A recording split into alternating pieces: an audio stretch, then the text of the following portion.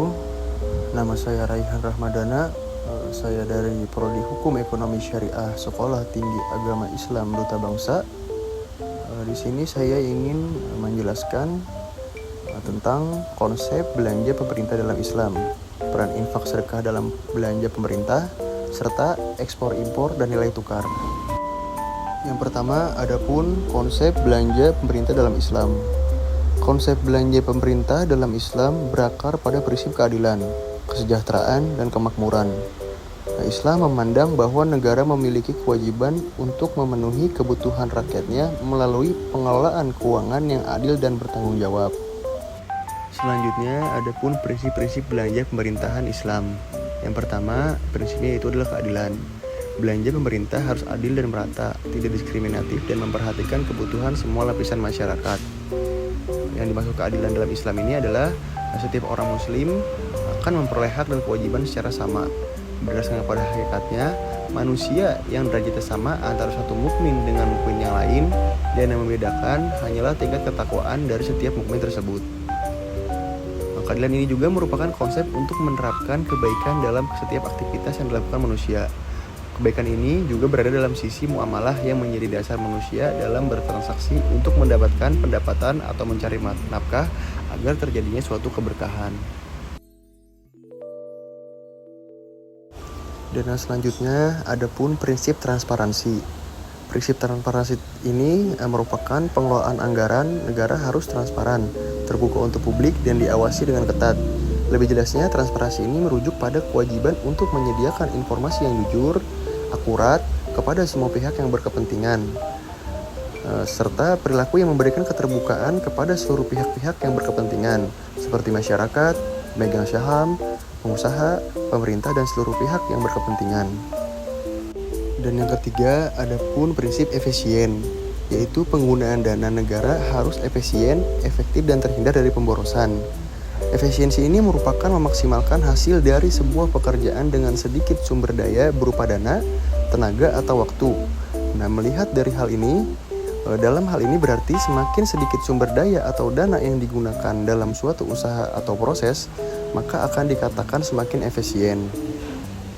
Selanjutnya, adapun prinsip prioritas, yaitu belanja pemerintah harus memprioritaskan kebutuhan dasar masyarakat seperti pendidikan, kesehatan, dan infrastruktur. Yang dimaksud prioritas keuangan di sini adalah daftar yang perlu dicapai dalam keuangan dengan susunan berdasarkan tingkat urgensinya, sesuai dengan urgensi dan kebutuhannya. Selanjutnya, adapun pengelolaan anggaran pendapatan dan belanja negara APBN berbasis syariah. Yang tentunya yang pertama harus menggunakan prinsip syariah dalam implementasi APBN. Yang kedua, larangan riba, yaitu penerapan sistem keuangan tanpa bunga. Ketiga, larangan gharar, ketidakpastian, yaitu transparansi dalam pengadaan barang atau jasa. Yang ketiga, larangan masyhur, yaitu penghindaran investasi dalam sektor yang mengandung unsur spekulasi. Implementasi belanja pemerintah sesuai nilai-nilai Islam. 1. Pendidikan, yaitu pembangunan infrastruktur dan program pendidikan yang berkualitas untuk semua lapisan masyarakat. 2. Kesehatan, peningkatan akses dan kualitas layanan kesehatan bagi seluruh rakyat. 3. Keadilan sosial, pemberian bantuan dalam perlindungan sosial bagi kelompok rentan. 4. Ekonomi, peningkatan kesejahteraan rakyat melalui program pemberdayaan ekonomi dan usaha mikro kecil dan menengah, atau bisa disebut UMKM. Dan yang selanjutnya, peran infak dan sedekah dalam belanja Islam. Infak dan sedekah merupakan pilar penting dalam belanja Islam. Prinsip ini mendorong umat muslim untuk berbagi rezeki dengan sesama, terutama mereka yang membutuhkan. Konsep infak dan sedekah dalam perspektif Islam. Infak adalah bentuk pengeluaran harta yang sifatnya umum, dilakukan untuk kepentingan umat dan tidak terkait dengan jumlah tertentu. Kedua, sedekah. Sedekah adalah pemberian harta dengan niat untuk mendapatkan pahala dari Allah Subhanahu wa taala. Sedekah bisa dilakukan dalam bentuk uang, makanan, pakaian, dan lain-lain. Yang ketiga, tujuan. Meningkatkan keimanan dan ketakwaan, membersihkan harta, membantu meringankan beban orang miskin, dan menjalin hubungan sosial. Manfaat infak dan sedekah dalam kehidupan sehari-hari. Yang pertama, memperkuat iman. Infak dan sedekah menjadi bukti nyata keimanan dan kepedulian terhadap sesama, membangun rasa syukur atas nikmat Allah Subhanahu wa taala.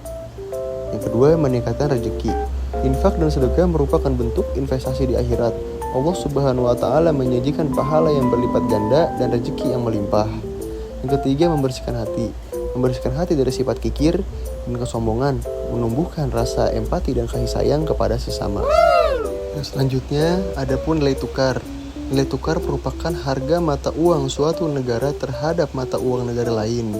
Nilai tukar yang kuat dapat meningkatkan daya beli konsumen domestik, namun juga dapat membuat barang ekspor menjadi lebih mahal. Faktor pengaruh nilai tukar, permintaan dan penawaran mata uang, inflasi, tingkat suku bunga, dan kondisi ekonomi. Nah, jenis nilai tukar. Nilai tukar mengembang, nilai tukar tetap, dan nilai tukar terkelola. Dampak nilai tukar yaitu pengaruh terhadap ekspor-impor, investasi, dan harga barang. Hubungan ekspor-impor dan nilai tukar. Nilai tukar yang kuat dapat membuat barang ekspor lebih mahal di mata pembeli internasional, sehingga dapat mengurangi permintaan ekspor. Namun, nilai tukar yang kuat juga membuat barang impor lebih murah yang dapat meningkatkan daya beli konsumen domestik. Sederhananya, nilai tukar ekspor lebih mahal, impor lebih murah. 2. Permintaan ekspor menurun, yaitu daya beli konsumen domestik meningkat. Defisit neraca perdagangan, permintaan barang impor meningkat. Sekian presentasi dari saya. Kurang lebihnya mohon maaf. Wabillahi taufiq wal hidayah. Wassalamualaikum warahmatullahi wabarakatuh.